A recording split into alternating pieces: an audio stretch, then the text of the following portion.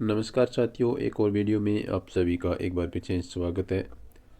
तो साथियों, जैसा कि आप जानते हैं, हम रीट मुख्य परीक्षा 2025 के लिए रीट के जो प्रीवियस एग्ज़ाम हुए थे 2022-23 में जो रीट हुई थी मुख्य परीक्षा, उनके पुराने पेपर का हम सॉल्यूशन है वो लगातार अपने चैनल पर कर रहे हैं। तो आज का अपना ये दूसरा वीडियो है और हम प्रत्येक सब्जेक्ट में जीके के जो क्वेश्चन पूछे गए थे उन सभी का यहाँ पर सॉल्यूशन है वो देखेंगे। तो आइए शुरुआत करते हैं आज की वीडियो की और देखते हैं आज का अपना पहला क्वेश्चन। और उससे पहले आपसे निवेदन कि आप इस क्लास को पूरा देखें और रीट मुख्य परीक्षा की तैयारी करने वाले सभी विद्यार्थियों को आप ये वीडियो शेयर अवश्य करें। और साथ साथ मैं आपको बता दूं कि अपने इस चैनल पर हिंदी व्याकरण के पुराने प्रश्न पत्र भी अपने लगातार है वो PYQ के माध्यम से उनका सॉल्यूशन है वो कर रहे हैं। तो वो भी यदि आप देखना चाहें तो इस चैनल को सब्सक्राइब कर लें, चाहे वो रीट मेंस के लिए हो हिंदी विषय के विद्यार्थी, या फिर SI की तैयारी करने वाले विद्यार्थी हो, या फिर सेकंड ग्रेड हिंदी से जो तैयारी कर रहे हैं, या फिर फर्स्ट ग्रेड हिंदी से जो तैयारी कर रहे हैं, उन सभी के लिए हिंदी व्याकरण के PYQ है वो काफ़ी महत्वपूर्ण रहने वाले हैं। और ये अपने एक जीके की जो सीरीज़ अपने शुरू करी है, आज का अपना ये दूसरा वीडियो है।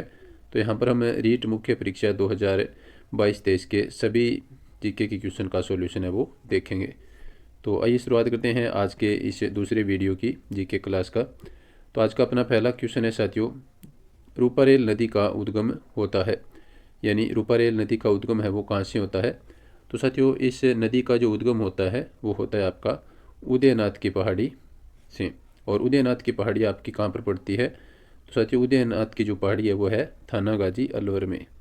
एक थानागाजी नामक स्थान है जो कि अलवर ज़िले में पड़ता है, वहाँ पर ये पहाड़ी है।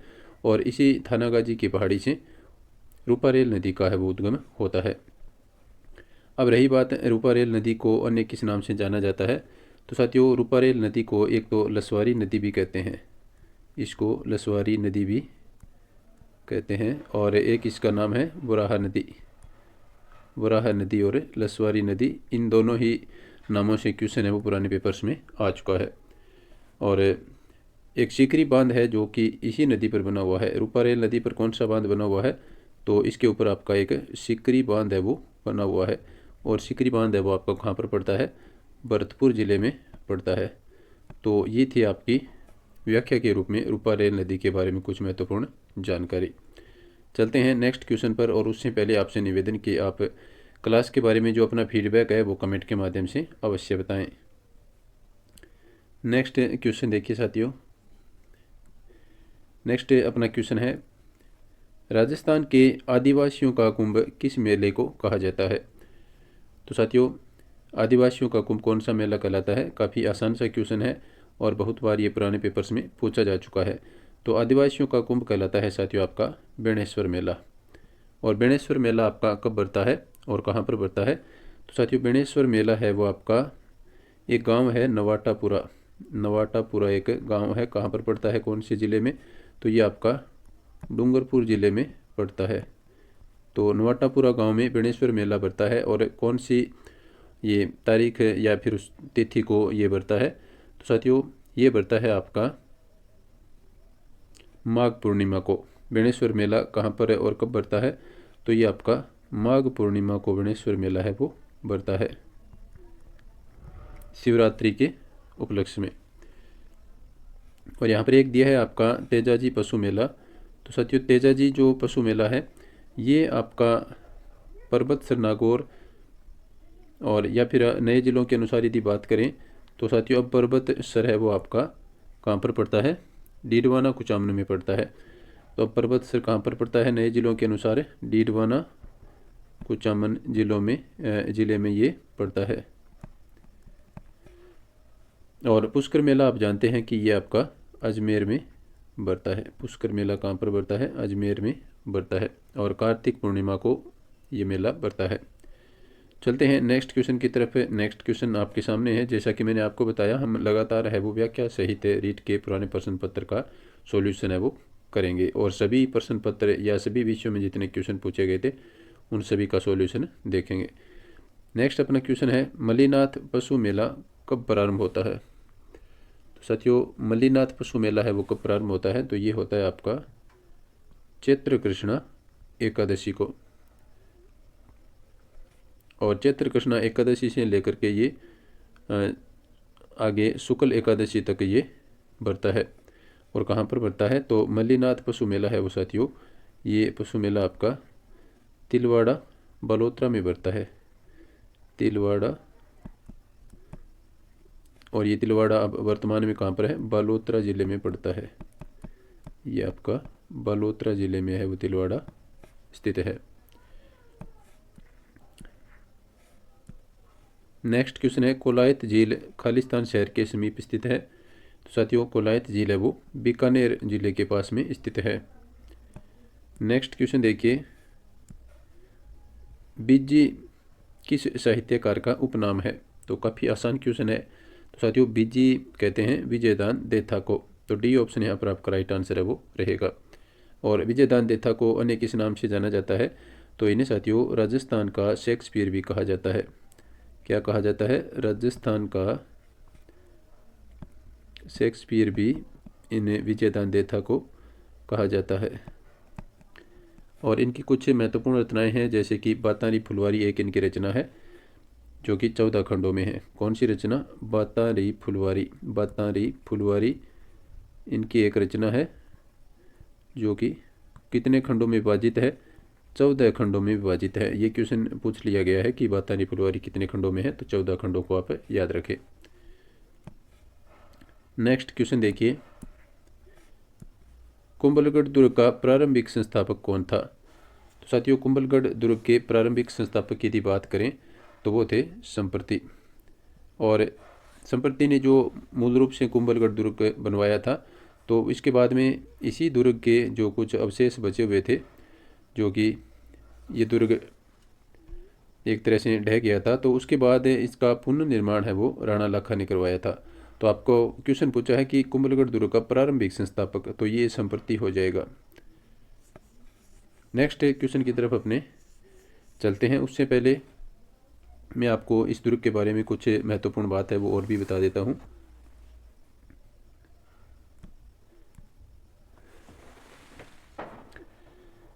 कुंभलगढ़ दुर्ग के शिल्पी कौन थे। तो साथियों इस दुर्ग के शिल्पी थे आपके मंडन। शिल्पी कौन थे, इस दुर्ग के शिल्पी मंडन थे। और 1448 में राणा लाखा ने कब इस दुर्ग की जगह पर फिर से दुर्ग को है वो पुनर्निर्माण के रूप में स्थापित किया, तो 1448 में राणा लाखा ने है वो इसका पुनर्निर्माण है वो करवाया था। और इस कुंभलगढ़ दुर्ग की जो दीवार है साथियों, उसकी लंबाई आप जानते हैं 36 किलोमीटर उस दीवार की लंबाई है। ये भी पुराने पेपर में क्वेश्चन है वो पूछा जा चुका है। चलते हैं नेक्स्ट क्वेश्चन की तरफ अपने। नेक्स्ट क्वेश्चन है, बिसलदेव रास री कथा में नायक नायिका है। तो साथियों इस क्वेश्चन का आपका राइट आंसर है वो रहने वाला है राजा बिसलदेव और रानी राजमती। तो ए ऑप्शन है वो आपका राइट आंसर है वो हो जाएगा। नेक्स्ट क्वेश्चन देखिए, गणेश्वर सभ्यता किस नदी के किनारे स्थित है। तो साथियों गणेश्वर सभ्यता का ये क्वेश्चन है। तो गणेश्वर सभ्यता आप सभी को मालूम होगा, मुझे उम्मीद है। तो ये आपकी कांतली नदी पर स्थित है, जो कि कहाँ पर पड़ती है, ये जो गणेश्वर सभ्यता है साथियों आपका, ये कांतली नदी सीकर में पड़ती है। तो अब अपनी बात करते हैं, यहाँ पर एक है कोठारी नदी। तो कोठारी नदी के किनारे कौन सी सभ्यता है, तो कोठारी नदी के किनारे बागोर सभ्यता है। कोठारी नदी के किनारे कौन सी सभ्यता है, बागोर सभ्यता। और बनास नदी के किनारे कौन सी सभ्यता है, तो इसके किनारे है साथियों आपकी गिलूंड सभ्यता। और इसके बाद में आपकी ये रह गई आयड़ नदी। तो आयड़ नदी के किनारे कौन सी सभ्यता है, तो यहाँ पर है आपकी आहड़ सभ्यता। चलते हैं नेक्स्ट क्वेश्चन की तरफ। उम्मीद है कि क्लास आपको पसंद आ रही होगी, तो आप कमेंट में फीडबैक के माध्यम से अवश्य बताएं। नेक्स्ट देखिए अपने, पर्यटन स्थल चांद बावड़ी कहाँ स्थित है। तो साथियों काफ़ी आसान क्वेश्चन है। तो चांद बावड़ी है वो आपकी आबानेरी, जो कहाँ पर पड़ता है, दौसा जिले में पड़ता है। तो यहाँ पर ये स्थित है। तो यहाँ पर जो आबानेरी दौसा में आबानेरी महोत्सव एक बनाया जाता है, आबानेरी महोत्सव यहाँ पर बनाया जाता है। आबानेरी महोत्सव यहाँ पर आपका बनाया जाता है कौन से माह में? सितंबर अक्टूबर में। सितंबर और अक्टूबर माह में यहाँ पर है वो आबानेरी महोत्सव बनाया जाता है। चलते हैं नेक्स्ट क्वेश्चन की तरफ। नेक्स्ट आपका क्वेश्चन है, राजस्थान का खिंजन गांव जाना जाता है, किसके लिए जाना जाता है? तो ये कुरिंजा पक्षियों के लिए जाना जाता है।